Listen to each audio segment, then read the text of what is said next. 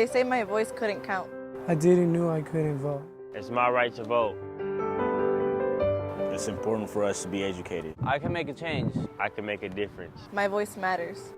Voting is really the cornerstone. It's like the cornerstone of our democracy, right? Everything kind of centers on voting because that determines who's in power. They're very targeted laws designed to keep certain blocks of people from voting. It's infuriating to watch not only, I think, the impact that it has on entire communities, but the impact that it's having on this country when we try to pass laws like immigration reform, right? When we try to pass criminal justice reform.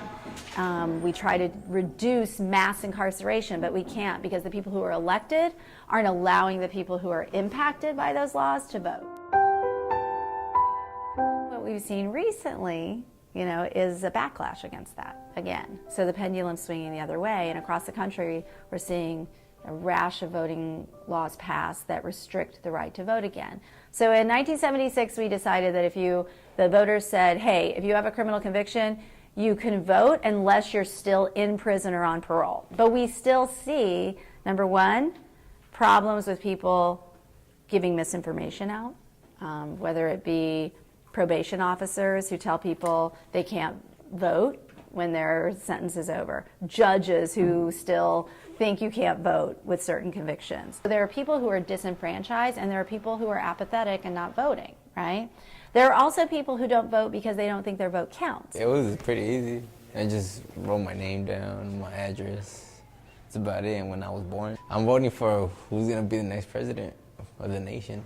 Yeah, well, yeah, you could vote to make a change in the communities or anywhere. Our democracy's healthier when more people participate. If I'm engaged in my community and I'm participating in the decision-making process, if I'm treated like an actual citizen of my community and a member of my community, I'm probably less likely to get involved in the criminal justice system again. I think there's still this notion that there's certain people who should get to vote and who shouldn't in this country.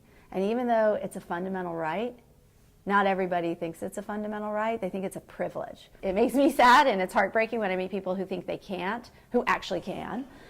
So it's important to get information out there about how to register and where to register and how to vote.